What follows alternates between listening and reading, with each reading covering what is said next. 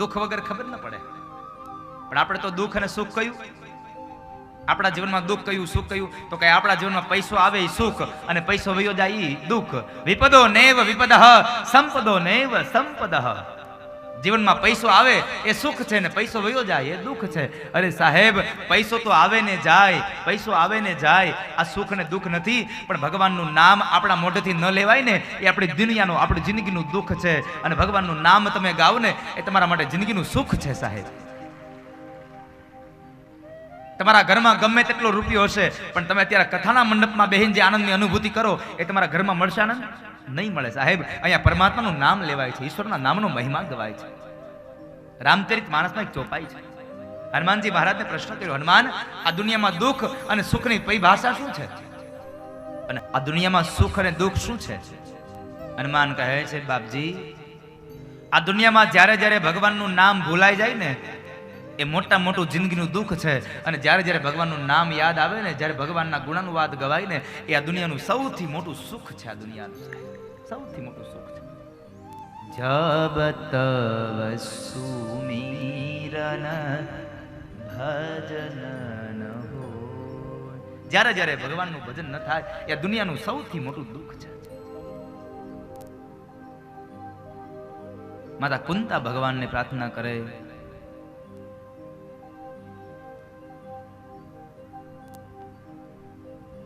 દ્રૌપદી ભગવાનની પ્રાર્થના કરે, 5 પાંડવો ભગવાનની પ્રાર્થના કરે અને ભગવાન રોકાયા. કોના માટે? દ્રૌપદી, પાંડવો, કુંતા, ઉત્તરા માટે ના. તો ભગવાનને એનું પોતાનું આપેલું વચન, દાદા ભીષ્મને જે વચન આપ્યું હતું ને યાદ આવ્યું. દાદા ભીષ્મને આપેલું વચન યાદ આવ્યું. કયું વચન? આ વચન ક્યારે આવ્યું? કુરુક્ષેત્ર મેદાનમાં યુદ્ધ ચાલે છે ને એ યુદ્ધની અંદર 1, 2, 5 દિવસ વ્યતીત થયા અને દુર્યોધને દાદા ભીષ્મને મેણું માર્યું. દાદા, તમે યુદ્ધ કરો છો પણ મારા પક્ષમાંથી ભલે રહ્યા પણ છતાં તમે હિત તો પાંડવોનું જ છો. અરે દુર્યોધન, આવું કશું નથી. હું તારા પક્ષમાંથી જ લડું છું, મને આવું કંઈ નથી. ના દાદા, તમે જો ધ્યાનથી લડો ને તો પાંડવોની કોઈ તાકાત નથી કે આવતીકાલનો સૂર્ય ઉદય જોઈ શકે. ભીષ્મ કહે છે કે દુર્યોધન, તને જો મારામાં ભરોસો ન હોય ને તો એક કામ કર, આજ રાત્રિના સમયે જ્યારે હું ભગવાનનું ભજન કરવા બેસું ને ત્યારે તારા પત્ની ભાનુમતીને મારી પાસે મોકલજે, એટલે હું એને અખંડ સૌભાગ્યવતી ભવના આશીર્વાદ આપી દઉં અને પછી કાલ તારા પક્ષમાંથી યુદ્ધ કરું તો તને ભરોસો આવશે ને? હા દાદા, તો મને ભરોસો આવે. કઈ વાંધો નહીં. યુદ્ધ વિરામ થયું. સાંજના સમય બરાબર દાદા ભીષ્મ પોતાની છાવણીમાં ગયા, પાંડવો પોતપોતાની છાવણીમાં ગયા, રાતનું ભોજન કરી પરવારી અને સૌ લોકો પોતપોતાનું કામ કરે, પોતે નિંદ્રાને આધીન થવાની તૈયારી થઈ. એ સમયે બધા જ્યારે સુવા માટે ગયા ને ત્યારે દ્રૌપદી જ્યાં સુતા છે ને ત્યાં ભગવાન કૃષ્ણ આવ્યા. આ દુનિયાનો સૌથી મોટો રાજકારણી માણસ. હા, કૃષ્ણ જેવો રાજકારણી કોઈ થયો નથી અને ભવિષ્યમાં ક્યારેય કોઈ થશે નહીં. શું કામે સાંભળજો. દાદા ભીષ્મએ કોને કહ્યું હતું? દુર્યોધનને, તારી પત્નીને મોકલજે. પણ ભાનુમતી જાય તે પહેલા ભગવાન દ્રૌપદી પાસે આવ્યા, દ્રૌપદીને જગાડ્યા, જાગો. દ્રૌપદી કે પણ શું છે, બહાર જવાનું છે, ચાલો. અરે પણ અત્યારે મધ્યરાત્રિ, હા જવાનું છે, ચાલો. દ્રૌપદી નીકળ્યા છે. ભગવાને શું કહ્યું? જરૂર પડીને તો ભગવાન દ્વારપાળ બન્યા, ભગવાન નોકર બન્યા છે, ભગવાન ચાકર બન્યા છે. માથા ઉપર ફાળિયું વીટાવ્યું, કાળી કામળી ઓઢી, એક હાથમાં ફાનસ લીધું અને એક હાથમાં લાકડી લીધી. આગળ ભગવાન કૃષ્ણ ચાલે અને પાછળ પાછળ દ્રૌપદી ચાલે છે.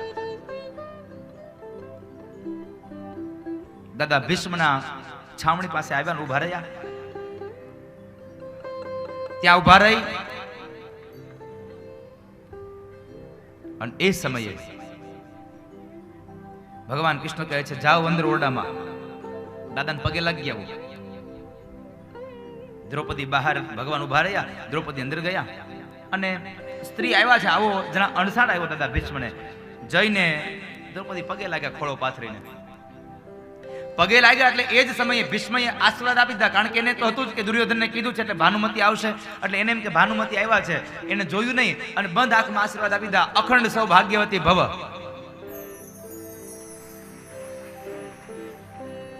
દાદા ભીષ્મે આશીર્વાદ આપ્યા અને દ્રૌપદી બોલ્યા, દાદા હવે આ કુરુક્ષેત્રના મેદાનમાં કદાચ ગમે તેટલા દિવસ યુદ્ધ ચાલે ને અને યુદ્ધની અંદર પાંડવો ગમે એની લડે ને તો હવે મને બીક નથી, કારણ મારા બાપના આશીર્વાદ મારા માથા ઉપર છે. હવે પાંડવોનો વાળ વાકો ન થાય કોઈ દિવસ, હવે પાંડવોનું કોઈ ન થાય.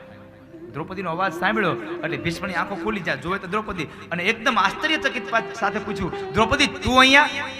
હા દાદા હું. દાદા ભીષ્મ સમજી ગયા દ્રૌપદી અહીંયા આવી છે ને તો એની બુદ્ધિ નથી આલી, આમાં કોઈ બીજું રમત રમે છે, આ તો મહાભીષ્મ છે સાહેબ. એટલે દાદા એ પૂછ્યું, દ્રૌપદી તું કોની હારે આવી? અરે દાદા હું આજ મારા દ્વારપાળ હારે આવી છું, મારા નોકર હારે આવી છું. દાદા કહે છે ભલે નોકર હારે, તારો નોકર ક્યાં છે? કારણ દાદા ભીષ્મ કહે છે આજ હું ક્યારનો ધ્યાન ધરવા બેહું છું તો જ્યારે પણ જોઉં ત્યારે નોકર જેવો દેખાય છે, નોકર જેવો દેખાય છે. તારો નોકર ક્યાં છે? બહાર ઉભો, ચાલ મને લઈ જા. દાદા ભીષ્મ દ્રૌપદીની હારે નોકર પાસે આવે છે, આવીને જોવે છે, આછું આછું અંજવાળું છે, થોડો થોડો ચહેરો દેખાય છે. દાદા ભીષ્મ આમ નિરખીને જોવે છે. દ્રૌપદીને કહે છે, દ્રૌપદી મેં બેટા આ માણસને કંઈક જોયો હોય એવું મને દેખાય છે, કે મારી સ્મૃતિમાં આવ્યો હોય. ભગવાન કહે છે ક્યાંક ઓળખી ન જાય તો સારું, ક્યાંક ઓળખી ન જાય તો સારું. અને આ દુનિયામાં બધાને આવું જ હોય છે સાહેબ, બે મહેચ્છાઓ હોય દુનિયામાં. કેટલી? બે ઈચ્છા હોય. આ દુનિયામાં બધાય મને ઓળખે, આ દુનિયામાં બધા મને ઓળખે, અને એક અંદરનો ડર હોય કે આ દુનિયામાં કોઈ ઓળખી ન જાય મને. દુનિયાના બધા માણસો મને ઓળખે, પણ એક મોટો ભય હોય કે મને કોઈ ઓળખી ન જાય. ભગવાન જરા નીચે જોઈ ગયા, દાદાથી ન રહેવાયું એટલે માથા ઉપરની કામળી ઉતારી, ઉપરનું બાંધેલું થાળિયું ઉતાર્યું, અને જે ફાનસ નજીક લાવીને જ્યાં જોવે તો ઓહો ભગવાનની લહેરાઈ એ જુલ્ફો લહેરાઈ ગઈ, અને કાળો એ કૃષ્ણ જોયો. દાદા ભીષ્મ બે હાથ જોડીને કહે છે, પ્રભુ શું કર્યું તમને?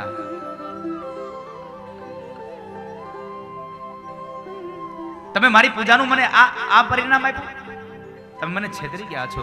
ભગવાન કહે છે, દાદા મેં તમને છેતરા નથી, મારે જે મારા કર્મની અંદર કરવું જોઈતું હતું એ મેં કર્યું છે, મારે જે કરવું જોઈએ મેં કર્યું છે. ધર્મ માટે મારે જે કરવું પડે તે કર્યું છે, પણ તમારી પૂજાથી હું ખૂબ રાજી થયો છું, માટે તમારે જે વરદાન જોઈ માગી દો. હવે આમાં જેટલા બેઠા છો એ લોકો મારો અવાજ સાંભળો છો ને, તો તમે એટલું કહો મને કે તમારી આવી પરિસ્થિતિ હોય કે એકની સામે કાલે સવારે યુદ્ધ કરવા જવાનું હોય, કાલ સવારે તમે લીધેલી લોટરીની ટિકિટ ખુલવાની હોય, અને આગલે દી સાંજે ભગવાન તમને એમ કંઈક માગો, હું આપું તમને, સાચું બોલજો, ભગવાનનો કસમ ખાઈને. હો, શું માગો? ભગવાનનો ડર રાખજો. શું માગો? યુદ્ધ કરવા જવાનું તો એમ માગો કે મારી જીત થઈ જાય, અને લોટરી ખુલવાની તો શું થાય? હે ભગવાન આ લોટરી મને લાગી જાય. દાદા ભીષ્મે ન માગ્યો યુદ્ધની જીત, ન માગી લોટરી, શું માગ્યું? હે ભગવાન મારે બીજું કઈ ન જોઈએ, મારે જોઈએ તો એટલું જ જોઈએ કે મારો અંત સમય આવે ત્યારે તમે મારી સામે હોય અને મારો પ્રાણ તત્વ જ નીકળી જાય, મારે બીજું કશું ન જોઈએ. પણ આપણે તો ભગવાન પાસે માગવાનો વારો આવે એટલે હે ભગવાન મને પૈસા દેજો, મને ગાડી દેજો, મને બંગલા દેજો. પણ એક વાત યાદ રાખજો, તમે માગો અને ભગવાન આપી દે, આવું નહીં બને સાહેબ. કારણ આપણે ગાંડા છે, એ થોડો ગાંડો છે. માગવાનું માગીએ, ન માગવાનું માગીએ, એમાં કાંઈ ફેર નહીં પડે. એને જેટલું આપવું છે એટલું જ આપશે. પણ આપણે તો કેટલું કેટલું માગી લઈએ, કેટલી વસ્તુમાં. મારી એક ગીતની પંક્તિ છે, ભગવાન પાસે જાય 2 લાખ રૂપિયાની લોટરી લઈ લે, 2 ફૂલ લઈને જાય, ભગવાનને એમ કહેતો, ભગવાન આ 2 ફૂલ ધરતો જાઉં છું, 2 લાખની લોટરી લગાડી દેજો ને.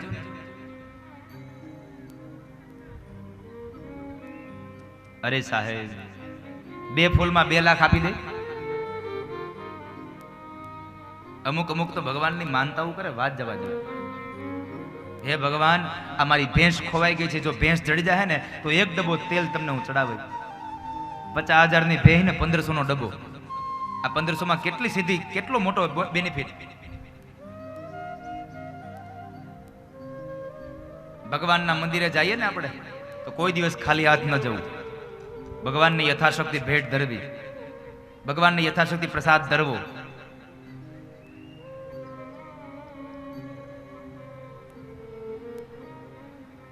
પછી ન્યા આઘા ઉભા રહીને પછી આઠમના ઘા ન કરવા.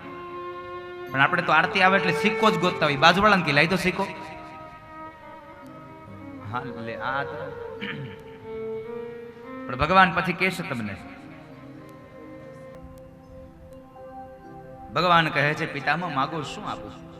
ભીષ્મ કહે છે પ્રભુ જો આપવા જ માંગતા હોય તો એટલું વચન આપો જ્યારે મારો અંત સમય હોય ત્યારે તમે મારી સામે ઊભા હોય, મને તમારા દર્શન થાય, મને તમારી ઝાંખી થાય.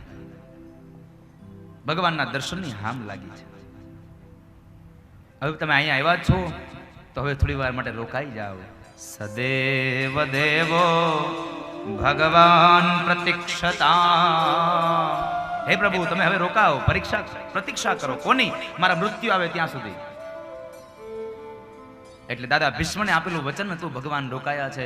ભગવાન દાદા ભીષ્મ જ્યાં બાણશૈયા ઉપર પડ્યા છે ત્યાં આગળ ગયા છે. અને દાદા ભીષ્મ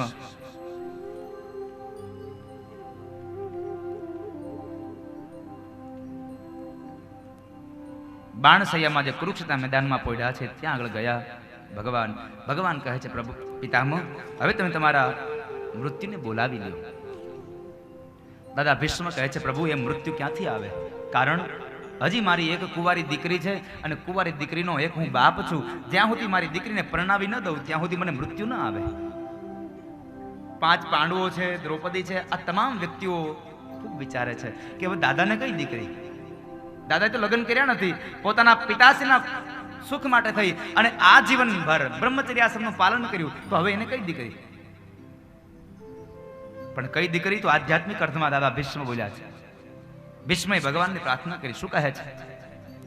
ઇતિમતિ રૂપકલ્પિતા વિતૃષ્ણા ભગવતે સાત્વત પુંગવે વિભૂની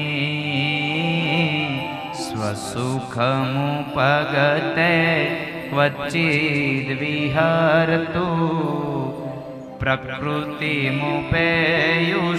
યદ્ભવ પ્રવાહે. હે નાથ, મારી બુદ્ધિરૂપી કન્યા હજી કુંવારી છે, એને કોઈનામાં લગાડી નથી, કોઈની હારે વરાવી નથી. એટલે મારી બુદ્ધિરૂપી કન્યા માટે યોગ્ય ને ઉત્તમ વર જોઈએ છે અને તમારા જેવો વર મારે જોઈએ છે. કારણ તમે આ ભુવનમાં સુંદર છો, તમને મારી બુદ્ધિ તમને વરે છે. શું કામે? શા માટે વરે છે?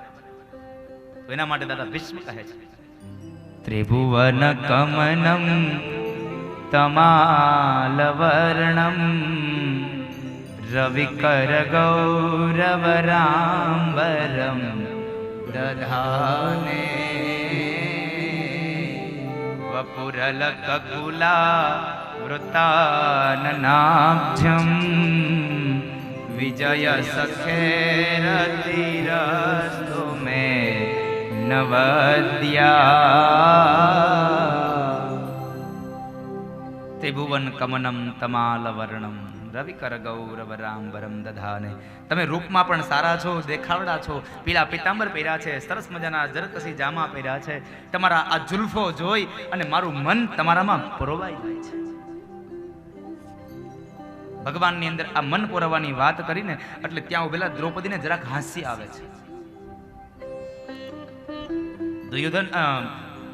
ધર્મરાજ યુધિષ્ઠિર કહે છે પાંચાલી શું કરો છો? દાદા અંતિમ સમયની તૈયારીમાં છે ને તમે હાસ્ય કરો છો, તમે હસવું આવે છે? શું છે? કઈ નહીં. દાદા ભીષ્મે પૂછ્યું બેટા શું વાત છે, કહી દે ને. અરે દાદા કઈ નહીં. ના બેટા મને કે શું વાત છે? ત્યારે દ્રૌપદી બોલ્યા છે દાદા આજ આટલું બધું જ્ઞાન છે તો તે દિવસે જ્ઞાન ક્યાં ગયું હતું? જે દિવસે હું તમારી પાસે ખોળો પાથરીને ભીખ માંગતી હતી, દાદા મને બચાવી લ્યો, આ લોકો માટે મારી લાજ લૂંટે છે, ત્યારે કઈ નહોતા બોલ્યા? તો કેમ નહોતા બોલ્યા? દાદા કહે છે બેટા તે દિવસે આ જ્ઞાન તો હતું જ, પણ આ પેટની અંદર અનિતિનું અનાજ હતું ને, એટલે એનું લોહી મારા શરીરમાં ઘૂમતું હતું ને, એટલે હું કાંઈ બોલી નહોતો શીખ્યો. કારણ હું દુર્યોધનના પક્ષમાં હતો અને દુર્યોધનનું અનાજ એ અનિતિનું હતું. એટલે અનિતિનું અનાજ ખાઓ ને તોય તમે યાદ રાખજો કે અનિતિનું અનાજ ખાવાથી પણ સારા વિચારો વયા જાય છે. માટે જિંદગીમાં કોઈ દી અનિતિનું અનાજ ન ખાવું. જ્યાં ત્યાં ન ખાઈ લેવું, જેવાન તેવન ન ખાઈ લેવું, જેન તે ન ખાવું, જ્યારે ને ત્યારે ન ખાવું, જ્યાં ને ત્યાં ન ખાવું. મારી 3 વાત યાદ રાખજો. જ્યાં ત્યાં ન ખાશો, જ્યારે ને ત્યારે ન ખાશો, અને જેન તે ન ખાશો. પણ આપણે તો એને શાકભાજી લેવા જાય એટલે પહેલી વેલી ઈ દેખાય. પાણીપુરી નામ લેશ ક્યાંક કોકના મોઢામાં તો લાડુ બનશે આવવા. પાણીપુરી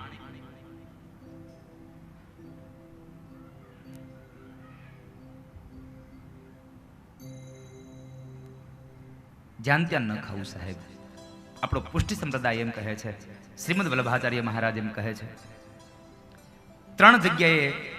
3 જગ્યાનું ખાસ ધ્યાન રાખવું અને પછી ભોજન કરવું. પહેલી વાત, પવિત્ર સ્થાનમાં બનેલું ભોજન જમવું. બીજી વાત, પવિત્ર માણસે બનાવેલું ભોજન જમવું. અને ત્રીજી વાત, પવિત્ર ભોજન જમવું. આપણો પુષ્ટિ સંપ્રદાય, હવેલી સંપ્રદાય કહે છે, મહાપ્રભુજી આ કહેતા ગયા છે કે 3 જગ્યાએ ધ્યાન રાખવું. પવિત્ર સ્થાનમાં બનેલું ભોજન, પવિત્ર વ્યક્તિએ બનાવેલું ભોજન અને પવિત્ર ભોજન હોય તો જ જમવું. નકર એ અન્નના દોષ તમારી અંદર આવશે અને તમારી અંદર રહેલો સત્વગુણ હંમેશના માટે નાશ પામી જશે. રજોગુણ અને તમોગુણ ઊભા થશે. પછી ન કરવાના કર્મો તમારા હાથથી થશે અને ફળ ભોગવવાનો વારો આવશે ત્યારે દુઃખ આવશે. માટે જમવા માટે ખાસ ધ્યાન રાખવું. દાદા આજ આ જ્ઞાન તો કહે છે, બેટા તારા પતિએ મારા રૂવાડે બાણ માર્યા ને એટલે એમાંથી લોહી નીતરી ગયું, અને જ્યારે નીતિનું લોહી ફરે છે ને એટલે મને આજ આ વળી પાછું જ્ઞાન થયું છે. મને જ્ઞાન થયું છે. દાદા ભીષ્મને અંતિમ સમયે ભગવાને દર્શન આપ્યા અને દાદા ભીષ્મને અંતિમ સમયે દર્શન આપી અને ભીષ્મ આ સ્વધામ ગમન થયા. ભગવાન ભીષ્મના શરીરમાંથી નીકળેલું એ તેજપુંજ ભગવાનના શરીરમાં ભળી ગયું. એ કથા બતાવી. ત્યારબાદ હવે ભગવાન દ્વારિકા જવાની તૈયારી કરે. દ્વારિકામાં જાય છે રથ લઈને, અને એ સમયે અર્જુન હવે સારથી બન્યા છે, ભગવાન કૃષ્ણ રથી બન્યા છે. સમય વ્યતીત થયો અને એ સમયે દ્વારિકામાં ભગવાનનું સ્વાગત થયું. આ બાજુ ઉત્તરાના ઉદરમાંથી જેમ કાષ્ઠ પ્રગટે એમ માતા ઉત્તરાના ઉદરમાંથી પરીક્ષિત મહારાજનું પ્રાગટ્ય થયું. બોલીએ પરીક્ષિત મહારાજ કી. પરીક્ષિત મહારાજનું પ્રાગટ્ય થયું. બ્રાહ્મણોએ આવી નામ સંસ્કાર કર્યા છે અને એ સમયે બ્રાહ્મણો કહે છે કે આનું 8મું સ્થાન જોતા એમ લાગે છે કે આનું મૃત્યુ કોઈ બ્રાહ્મણ શાપથી થશે. પણ ચિંતા કરવાનો કોઈ વિષય નથી, કારણ કે હે ધર્મરાજ, તમારો દીકરો ભગવાનનો અનન્ય ભક્ત છે. પરીક્ષિતના જન્મની જન્માક્ષર જોડાવી લીધા. ત્યારબાદ વિદુરજી મહારાજ તીર્થયાત્રામાંથી આવે છે.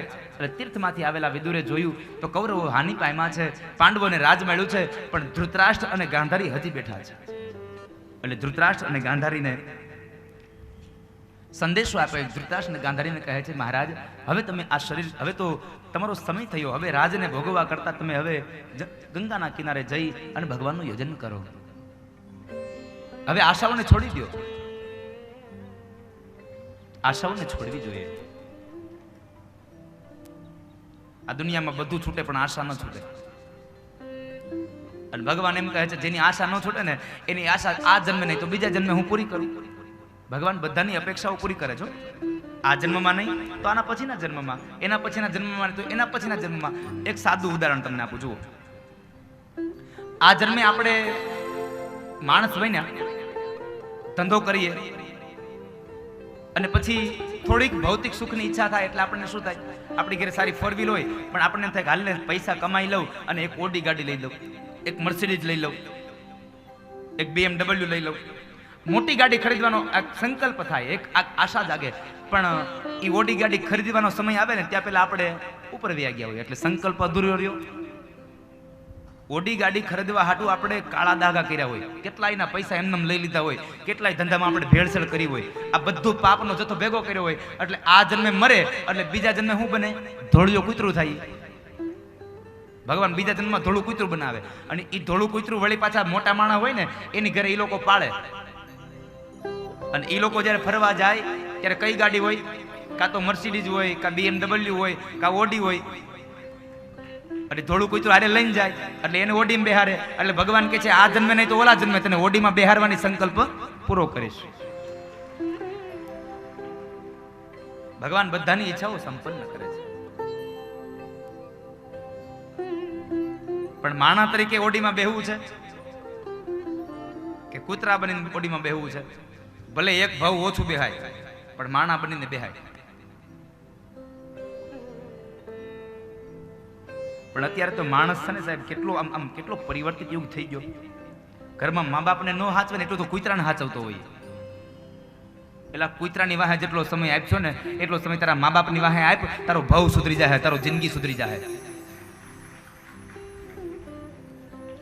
જેમ તારા કૂતરાને લઈને હવારમાં હાંજ 2 ટાઈમ તું બગીચે લઈ જાશો ને, એમ તારા મા બાપને 2 ટાઈમ મંદિરે લઈ જા. તારા મા બાપને ફાયદો થાય ને તને ફાયદો થશે.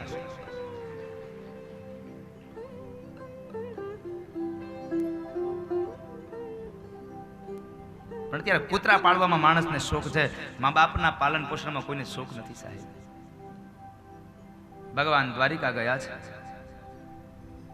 ધૃતરાષ્ટ્રને ગાંધારીને કહે છે કે હવે તમે છોડી દો આ સંસાર, વ્યવહારને છોડીને ધૃતરાષ્ટ્રને ગાંધારી નીકળે જાય છે. અર્જુન ઘણા દિવસથી પાછા આવ્યા નથી, એટલે 6 મહિનાના સમય બાદ જ્યારે અર્જુન પાછા આવે છે તો એની આંખમાં અશ્રુની ધારા જોવે છે, અને અશ્રુની ધારાને જોઈ ધર્મરાજ યુધિષ્ઠિર પ્રશ્ન કર્યો, શું થયું અર્જુન? કઈ વાતનું દુઃખ લાગ્યું તને? કોઈ સ્ત્રીની રક્ષા ન કરી શકો, કોઈ ભૂખ્યાને ભોજન ન કરાવી શકો, શું થયું? એક વાતનો જવાબ અર્જુન ન આપે. અંતમાં ધર્મરાજ કહે છે, અર્જુન, જેના વગર તારું જીવન નકામું છે એ કૃષ્ણ વગરનો અહીંયા બનીને આવ્યો એટલે તું રડે છે? મોટા ભાઈ, જેના વગરનું જીવન મારું એકલાનું નહીં, આખા દુનિયાના જીવાત્માનું જીવન નકામું છે, એવા કૃષ્ણ વિહોણો હું એકલો નહીં, આખી દુનિયા કૃષ્ણ વિહોણી બની ગઈ. કારણ હવે આ ધરતીમાં કૃષ્ણ રહ્યા નથી. આજ મારો સમય બદલાઈ ગયો, હું કૃષ્ણ વિહોણો થઈને આવ્યો. મોટા ભાઈ, ભગવાન સ્વધામગમન થયા અને હું બરાબર આવ્યો ને, તો જે એનો એજ અર્જુન, એનું એજ મારા હાથમાં ગાંડીવ, છતાં હું કૃષ્ણ વિહોણો બનીને આવ્યો. સમય મારો બદલાઈ ગયો. કુરુક્ષેત્રના મેદાનમાં મેં અનેક યોદ્ધાઓને જીતી લીધા, પણ જંગલના સામાન્ય કાબાઓને ન લૂંટી શક્યો. સામાન્ય કાબાઓ મને જીતી ગયા છે. કારણ આજ કૃષ્ણ વગરનો બનીને આવ્યો, મારો સમય બદલાઈ ગયો. અને આ દુનિયામાં એક વાત મારી યાદ રાખજો વડીલો, માતાઓ, આ દુનિયામાં કોઈ દિવસ કોઈ માણસ મહાન નથી થયો, માણસનો સમય મહાન હોય છે. કારણ કે એકનો એક માણસ ક્યારેક રસ્તા ઉપર આવે અને ક્યારેક કોઈ માણસ મહેલમાં બેઠો હોય છે. કારણ એનો સમય મહાન હોય છે. સમય સમય બલવાન હે, નહીં પુરુષ બલવાન, કાબે અર્જુન લૂંટ્યો, વહી ધનુષ વહી બાણ. મારી આપ સૌને પ્રાર્થના છે, ભગવાન તમને સમય આપે ને તો સૌ કોઈનું ધ્યાન રાખજો. મહેરબાની કરીને કોઈ દિવસ કોઈને ધ્યાનમાં રાખતા નહીં. આપણે તો ઈ જ રાહ જોતા હોય, મારો વારો આવવા દો, ધ્યાનમાં છો. ભગવાન સમય આપે ને તો સૌ કોઈનું ધ્યાન રાખજો. કોઈ દિવસ કોઈને ધ્યાનમાં ન રાખતા. સૌનું ધ્યાન રાખજો. પાંડવોએ નક્કી કરી લીધું કે જો હવે આ ધરતીમાં કૃષ્ણ રહ્યા હોય તો અમારે આ ધરતીમાં રહીને શું કરવાનું? પાંડવો પોતે હિમાલયના માર્ગે હાડ ગાળવા માટે નીકળી પડ્યા છે. પરીક્ષિત મહારાજને રાજગાદી સોંપી દીધી. પરીક્ષિત મહારાજ એક વખતના સમયે જંગલમાં ગયા છે. ત્યાં કલી સાથે એને કલી સાથે ભેટો થયો અને કલીને જ્યાં મારવા જાય છે તો કલી એના શરણે આવ્યો, કહે છે, મહારાજ મને સ્થાન આપો. અને એ સમયે પરીક્ષિત મહારાજે 4 સ્થાન આપ્યા કે દ્યુતમ પાનમ સ્ત્રીયસુના યત્ર ધર્મ ચતુર્વિધ. દ્યુત યાને કે જુગાર રમાતો હોય ત્યાં તારો વાસ થાય. પાન એટલે જ્યાં મદિરા પાન થતો હોય ત્યાં તારો વાસ થાય. સ્ત્રીયસુના એટલે કે જ્યાં સ્ત્રીઓના શરીર વહેંચાય છે ત્યાં તારો વાસ થાય. અને છેલ્લે કતલખાનું હોય ત્યાં તારો વાસ થાય. આ 4 જગ્યાઓ આપી. પણ કલી કહે છે, પ્રભુ મને બીજું હજી મહારાજ મને એક જગ્યા આપો. પુનશ્ચ યાચમાનાય, હું ફરીવાર તમારી પાસે યાચના કરું છું, મને એક સ્થાન આપો, પણ હવે સારું આપજો. અને એ સારું સ્થાન આપવાની વાત થઈ એટલે પરીક્ષિત મહારાજે કલીને અનિતિનું અનાજ છે, અનિતિનું જે સોનું છે એમાં વાસ થવાની વાત કરી. એટલે કળિયુગ ઊભો થઈ અને પરીક્ષિતના માથામાં બેસી ગયો. કારણ પરીક્ષિતના માથામાં જે મુગટ હતો ને સોનાનો એ જરાસંધનો હતો. અને જરાસંઘે જેટલી સંપદા ભેગી કરી હતી એ બધી અનિતિની હતી. એટલે એની અંદર કળિયુગ પ્રવેશ કરી ગયો.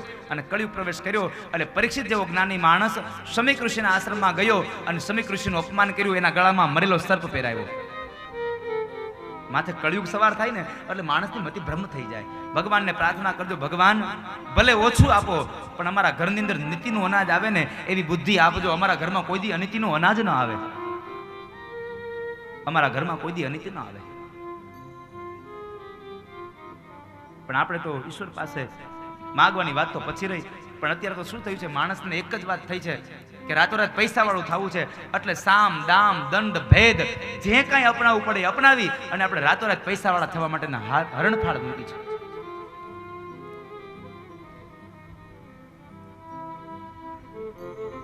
ભગવાનને પ્રાર્થના કરજો અનિતિનું ન આવે.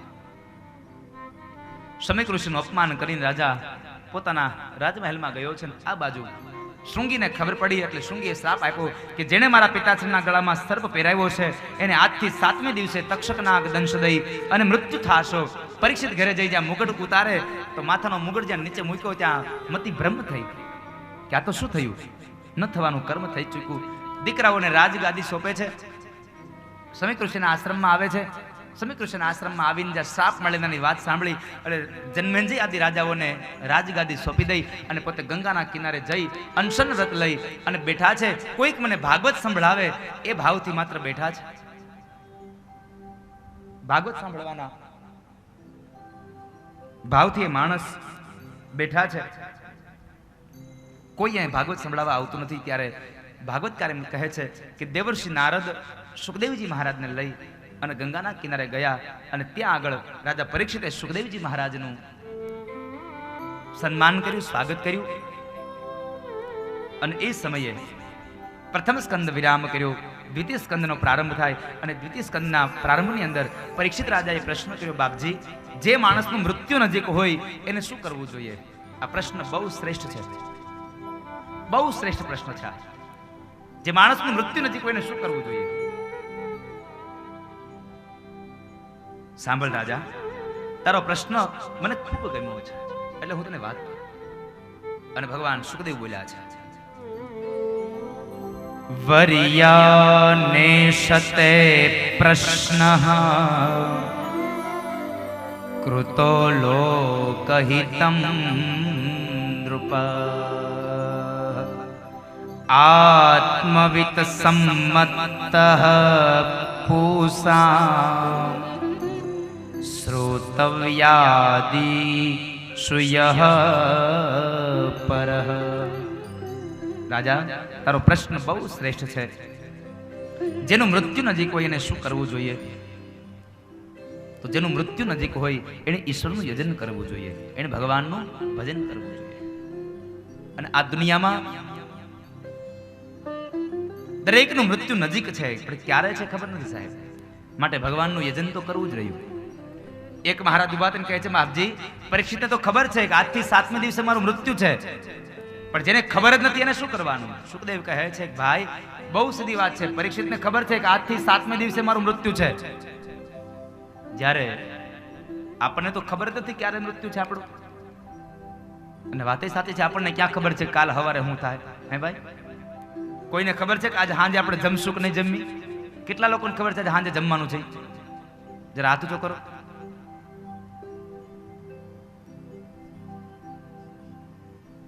ન જાણ્યું જાનકી નાથે કાલ સવારે શું થવાનું.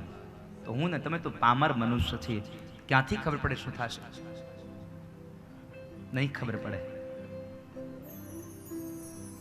આ તો ઈશ્વરનો મહિમા છે. દરેક માણસ એમ કહી શકે હું આટલું જીવ્યો. કોઈ એમ ન કહી શકે હું આટલું જીવવાનો છું. હું આટલું જીવ્યો એ વાત નક્કી છે, હું આટલું જીવીશ એ કોઈ ન કહી શકે.